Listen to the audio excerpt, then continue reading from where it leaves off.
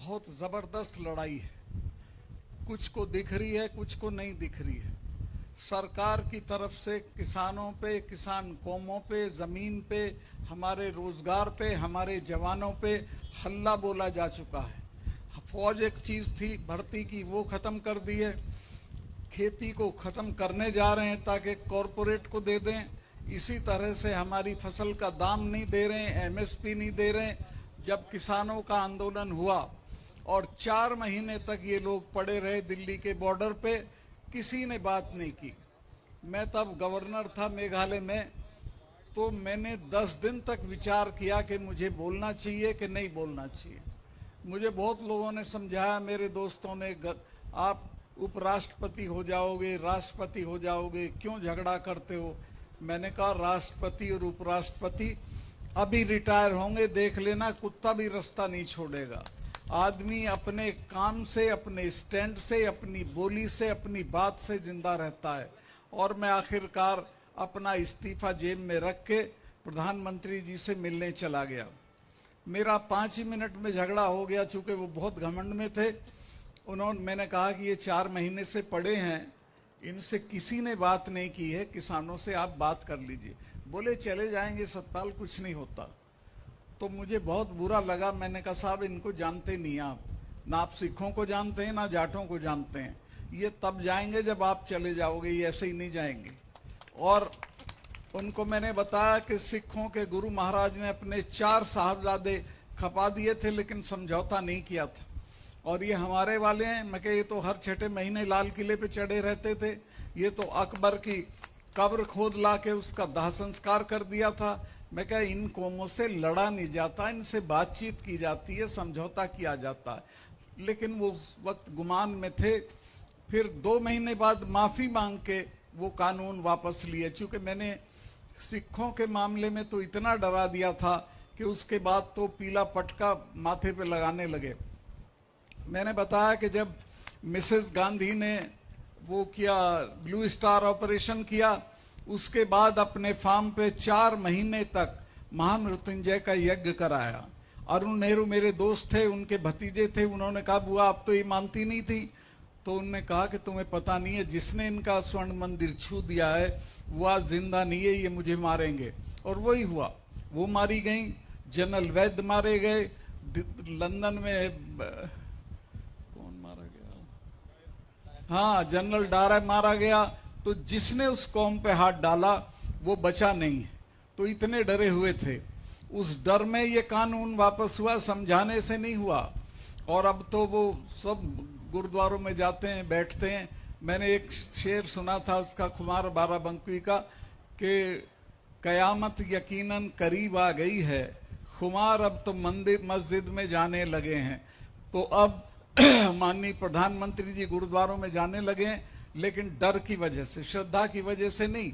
चूंकि पंजाब में एक दिन उनका काफिला रोक दिया गया। वो रोका, जानबूझ के नहीं रोका था किसी ने, वो सिखों का एक जुलूस जा रहा था, उसकी वजह से इनका काफिला आधा घंटा रुक गया। तो इतने घबराए हुए थे, एयरपोर्ट पे आके अफसरों से कहा कि भाई मुश्किल से जान बची है। तो जिन लोगों को अपनी जान की इतनी परवाह हो वो देश को नहीं चलाया करते। मैं एक और महत्वपूर्ण बात कहना चाहता हूं, और वो ये है कि जो हमारी बहू बेटियां और बहनें हैं, मैं इनको देख के बड़ा खुश होता हूं राजस्थान में। चूंकि ये अपने जो परंपरागत परिधान और रंग हैं उनको अभी भी समेटे हुए हैं, उनको अभी भी पहनती हैं। मैं जब गवर्नर था, मुझे बुलाया गया बंगलौर में, वहां भी तेजा जी के नाम पे एक बड़ा शिव मंदिर बना था, उसी का फंक्शन था। आप हैरत करोगे, मैंने देखा 100 में से 80 औरतें राजस्थान की बोरला पहने हुए थी। यहाँ तो है नहीं, अब बोरला है किसी के पास? अच्छा, हाँ, तो बोरला पहने हुए थी। मैंने पूछा, उन्होंने कहा कि नहीं ये हमारी पहचान है साहब। तो मैंने कहा शायद हमारे यहाँ कुछ कमजोरी आ गई, चौधरी लोगों में बोरला नहीं खरीद के देते हैं अब। लेकिन मैं कहूँगा कि अपने जो पुराने रिवाज हैं, अपने रंग हैं, अपना परिवेश है, अपने परिधान है, इनको बचा के रखो। और इसके अलावा जो सबसे ज़रूरी चीज़ है वो ये है कि अपनी बेटियों को पढ़ाओ। ना इनको दहेज से ताकत मिलेगी, ना पैसे से ताकत मिलेगी, न ससुराल की नकदी से ताकत मिलेगी। जो ताकत मिलेगी वो एजुकेशन से मिलेगी। अमेरिका की एक वो थी विदेश मंत्री, हाँ, जिसका नाम था कोंडालीजा राइस। तो लीबिया का डिक्टेटर जब मारा गया गद्दाफी, उसके दफ्तर में क्रांतिकारी घुस गए।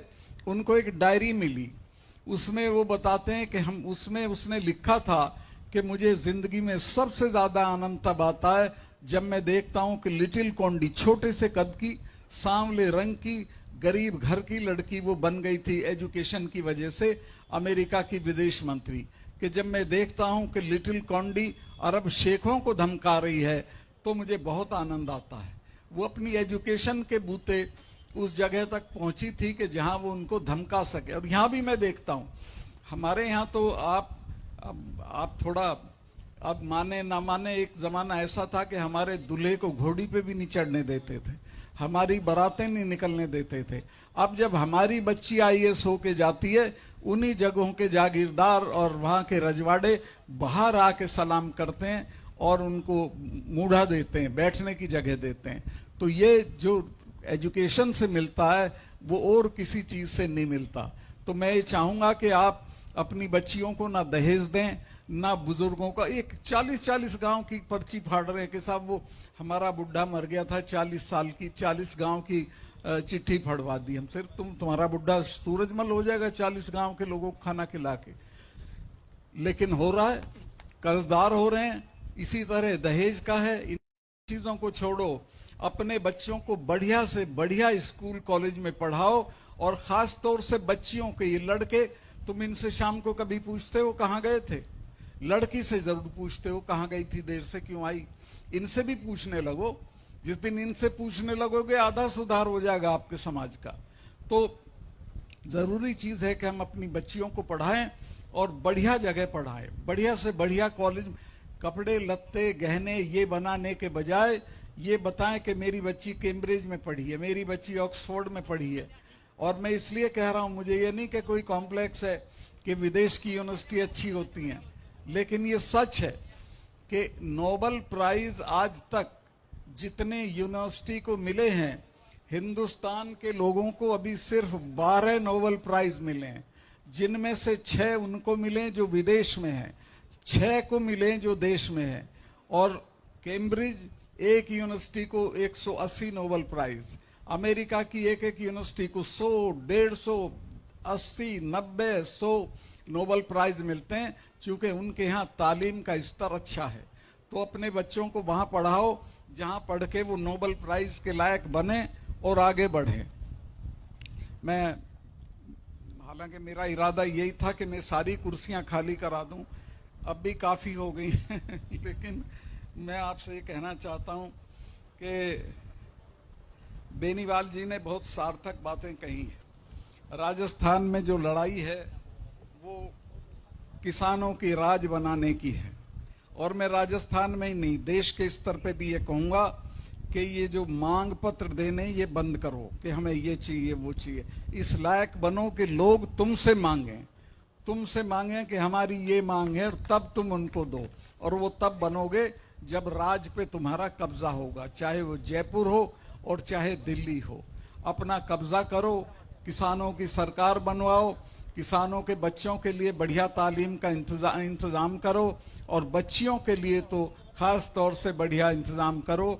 बहुत बहुत धन्यवाद आपका। मैं बहुत लंबा हो गया, इतने की गुंजाइश नहीं थी। हालांकि इरादा मेरा था कि सारी कुर्सियां खाली करा दूं, फिर भी मैंने लगभग आधी कुर्सियां आपकी खाली करा दी हैं। बहुत बहुत शुक्रिया।